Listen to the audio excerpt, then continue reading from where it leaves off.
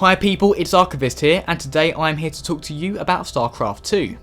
This video will be a basic tutorial going through the role of each of the Terran units, but before I do that, let me quickly explain what StarCraft 2 is for those of you who may not know. StarCraft 2 is a real-time strategy game, or RTS for short. In a RTS, rather than just controlling one person like you do in a first-person shooter, you instead control an entire army. While this may not be quite as immersive, it does allow for a lot more variety in each battle, as there are so many different ways to defeat your opponent. In order to create your army, you first need to gather resources, of which there are two. The first are minerals, which are used to create pretty much every structure and every unit in the game. There is also Vespene gas, which is typically used to make more advanced units. In this video, I will be giving you a quick overview of the Terran army. Enjoy. The most basic unit that you start off with is the SCV.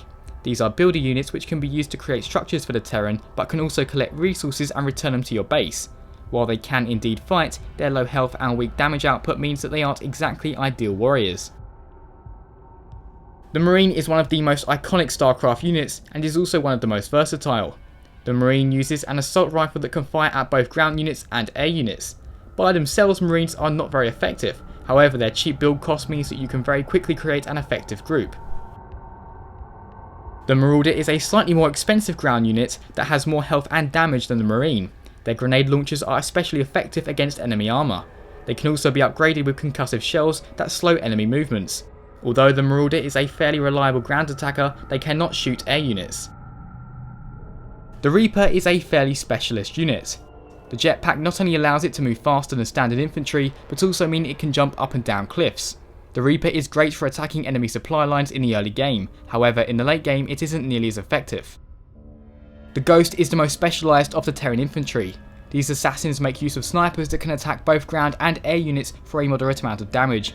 They also have a special ability known as Sniper Round, which does bonus damage for a small energy cost.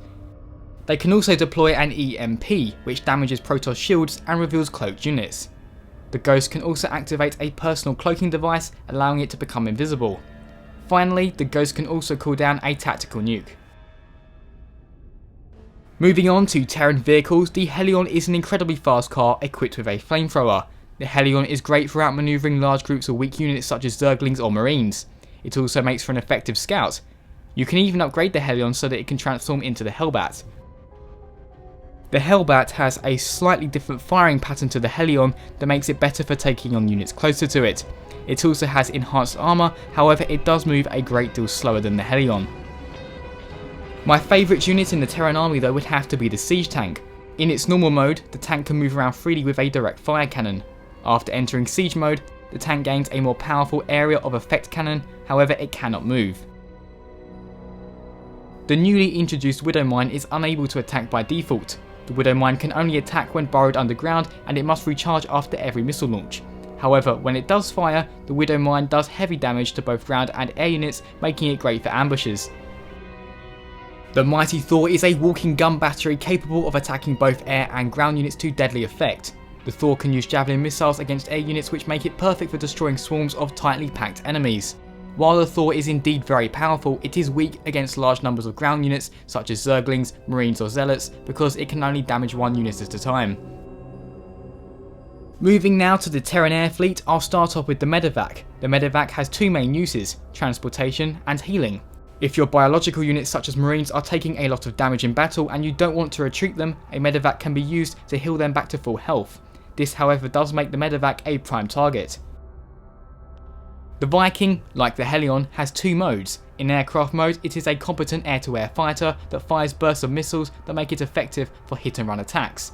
In their walker mode, they can only attack other ground units. Although they don't have a lot of health, so you should be ready to retreat them if they become the focus of enemy fire. The Raven is a detector unit that doesn't actually have a default attack, but does have a lot of special abilities. The auto turret can be an effective tool for disrupting enemy supply lines, and the Seeker missile is a high damage area of effect weapon that takes a while to lock on. The Banshee is a powerful air-to-ground attack unit that has the power to cloak for an energy cost.